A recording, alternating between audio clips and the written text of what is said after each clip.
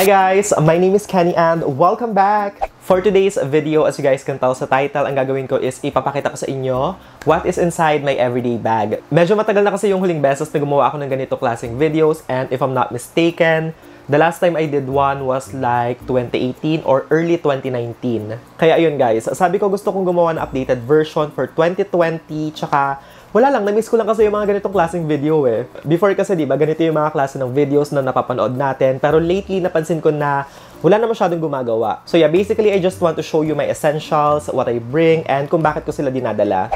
Okay guys, so let's begin. And I'm going to start with the bag that I use, and actually, super duper basic lang niya. So ayan guys, this is the tote bag that I use most of the time, and this one I got this from Muji, and I believe this is only like 150 pesos. Super duper affordable lang niya, and the reason kung bakit mura siya is because ano lang kasi manipis yung fabric, but in fairness naman, I've had this for like probably 5 months. But up to now, sobrang ganda pa din ng quality niya, wala pa din siyang sira whatsoever, and mukha pa din siyang bago. Sobrang sulit niya guys. Kasi imagine, di ba, 150 pesos lang, but hanggang ngayon, nagagamit ko pa din siya. And ang cute kasi niya, di ba, bagay sa kahit anong outfit. Even though bet ko tong bag na to, I'm actually planning to get a new one. Mga ganitong style din siguro, pero yung makapal yung fabric and probably yung may brand. If you guys have an idea kung saan ako pwedeng bumili ng magandang tote bag, please let me know sa comment section para ma-check ko kasi I really want to parang upgrade. This time, let's talk about what's inside. And yung first item is my Fujifilm X-A7 camera. I actually own 4 cameras. Meron akong 2 DSLR and 2 mirrorless. And yung pinaka-favorite ko whenever I go out na dalhin or kapag ka magta-travel is itong aking X-A7 kasi as you can see, diba, sobrang compact and small lang niya. And it's very lightweight as well. Kung content creator kayo and naghahanap kayo ng camera na perfect para sa inyo, eto yung isa sa mga cameras na maire-recommend ko kasi sobrang perfect niyang gamitin for taking photos and videos. Ako talaga guys, super tamad ko magdala ng camera kapag lalabas before kasi lahat ng mga cameras na meron ako mabibigat and may kasama pang lens, diba? But ever since I got this, eto na yung palagi kong dinadala. Aside sa mabilis dalhin itong kamerang to, isa pa sa mga reasons kung bakit ko siya nagustuhan is because of its connectivity. Syempre ako, diba, as a content creator, kailangan parang on the go ako, especially kapag kami events. As much as possible, ako talaga kapag pumupunta ng events, ang gusto ko is after a few minutes, yung mga photos na meron ako ma-upload ko agad online. And ang maganda dito sa camera na to is meron siyang Wi-Fi and Bluetooth connectivity, kaya ilang minutes lang, pwede nyo nang i-transfer yung mga photos na meron kayo dito sa camera sa phone na gamit nyo. Tsaka dito din kasi sa camera na to guys, meron kayo mga options ng dimension or size ng photo. So for example, gusto nyo siyang i-post sa Instagram, meron ditong option na pwede nyo gawing 1x1 yung photo or square. You can also take videos using this camera pang IG stories kasi may option dito na pwedeng 15 seconds lang. Ang nice, diba? Actually, sobrang dami nagtatanong sa akin kung ano ba yung camera na ginagamit ko for my IG photos, especially mga flat lay. And the answer is this one guys. Ito yung ginagamit kong camera. Tapos guys, meron din dito mga filters na pwede nyo pagpilian. And yung pinaka-favorite kong gamitin is Classic Chrome. Sobrang spot on kasi nung vibe na binibigay niya sa photo. Ang dreamy nung itsura niya and ang sarap sa mata. Also guys, baka may magtanong, yung lens na gamit ko dito is yung kit lens na kasama dito sa camera. And that is itong 15 to 45mm. Imagine, diba? Kit lens lang yung gamit ko. Pero kapag ka-chinek nyo yung mga photos ko sa Instagram, super crisp and sharp nung itsura or nung quality nila. So yeah, for those of you na naghahanap ng camera na perfect for everyday or for traveling, na very compact and lightweight, etong Fujifilm X-A7 yung maire-recommend ko na subukan nyo. I promise guys, sobrang ganda ng quality ng videos and photos na mapoproduce nyo using this one. Tsaka tingnan nyo naman, diba? Even yung style ng camera, sobrang on point. Okay, so yung next item inside my bag is from Bench, and this one is yung Alcogel na antibacterial baby wipes. Ako kasi kapag kumain or kaya may hinawakan something, gustong-gusto ko naghuhugas ka agad or nagpupunas ng kamay, and whenever I feel like ang dumi ng kamay ko, eto yung wipes na palagi kong ginagamit.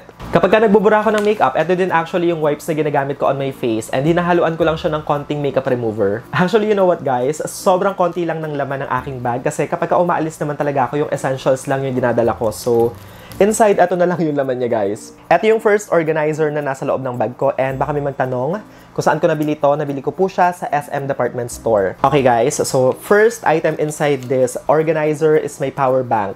And actually, ito pa din yung power bank na pinakita ko sa inyo sa may unang what's in my bag na ginawa ko. Nakakaloka, diba? Kasi hanggang ngayon gumagana and buhay pa din siya. And etong isang to guys, I've had this for almost 3 years na. Asus nga pala yung brand nito. So aside from that, I also bring, of course, cord para makonect ko yung power bank sa aking phone. I also bring a ball pen whenever I go out just in case na may kailangan akong pirmahan or kaya, you know, i-note. And yung last item inside this first organizer is yung aking rosary. Hindi lang siguro obvious sa itsura ko, but I always pray, especially at night. And I always bring this rosary kahit saan ako magpunta. Especially ngayon, di ba? Sobrang daming hindi magagandang nangyayari sa mundo and sa mga buhay natin. So, always pray. Nakakatulong kasi talaga siya, at least for me, para mapagaan yung aking puso at isip. Ito naman yung second pouch inside my bag, and dito naman sa isang to, ang laman niya is yung mga essentials. First na laman niya is ang aking coin purse, and let's see. Let's check kung magkano pa yung laman.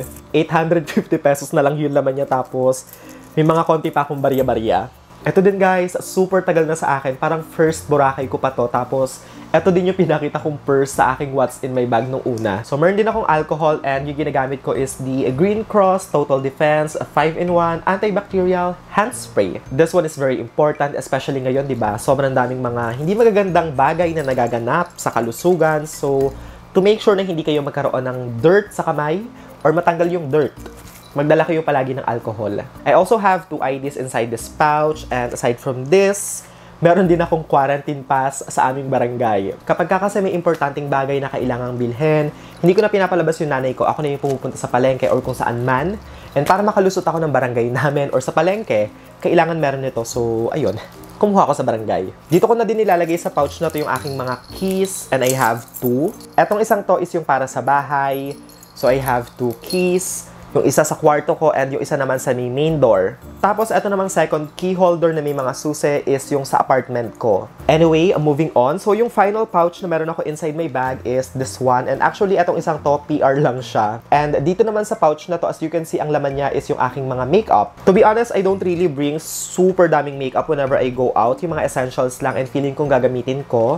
Like, dito sa pouch na to, I only have like 5 items. First is yung aking Vaseline Advanced Lip Therapy na balm. Kasi diba sobrang dry and chapped ng aking lips. Tapos, whenever I want naman yung balm na may tint, ang ginagamit ko ngayon is itong In Her Element Butter Conditioning Lip Color in the shade Mayari. Meron din akong roller tint dito, and this one is from Ever Bilena. And ito naman yung kanilang Blush Rush in the shade Toast of New York. Super favorite ko to guys. Ang ganda ng kulay niya. Tapos, for my blush, ang ginagamit ko is itong Sun's Face Lip Dip in the shade Fembot. I also have a small bottle for my perfume or cologne. And ano pa ba? This one. Oil control para pangtanggal ng oil. Tapos, ano lang, compact na mirror. PR lang din siya. And this one is super cute. Kasi diba, heart siya and yung isa magnifying. Kaya pwede nyo makita ng malapitan yung face nyo. Ayun lang. Super basic lang na aking mga makeup na dinadala as in yung pang retouch lang talaga. One more item, and yung final stuff inside my bag is my main wallet. And ayan guys, this is how my wallet looks like. As you can see, super slim lang ng wallet na ginagamit ko kasi wala naman ako ilalagay. Charot. But kidding aside, hindi kasi ako mahilig talaga magdala ng sobrang daming cash. So, dito sa likod ng aking wallet, meron lang ako mga cards. First one is yung aking SM Advantage card. Watson's Suki card. I'm not sure kung ano yung tawag. I also have here my Western Union USCC Prime Visa card. And last is yung aking postal ID. I have lang some cash. And ang tagal na nitong pera na to guys. Last month pa to. Pero hindi ko siya ginagastos or nagagastos. May 4,000 pesos pa ako na cash. So, thank you, Lord. Kasi may panggastos pa ako. And last 2 items inside my wallet are my cards. So, I have here my BDO and RCBC na debit card. Palagi kong dinadala ito, especially when I go out, para just in case na makulangan ako ng cash, pwede ako mag-withdraw, diba? And yeah, ayun lang naman guys. That is it for today's video mga kaibigan. So ayun na po lahat ng laman ng aking everyday bag. I know, sobrang konti lang ng laman ng aking bag. But ganoon naman kasi talaga ako eh. Whenever I go out, yung essentials lang talaga and mga importante yung dinadala ko para hindi mabigat and hindi magulo. But anyway, I hope na na-enjoy nyo tong video na to. And sana kahit papaano, nakilala nyo ako ng konti dahil sa aking bag and sa laman ng bag ko. If you enjoyed watching, of course, make sure to give this video a thumbs up and subscribe to my channel if you haven't already. Thank you guys so much for watching. I love you all so much. Stay safe. And I hope to see all of you again on my next one.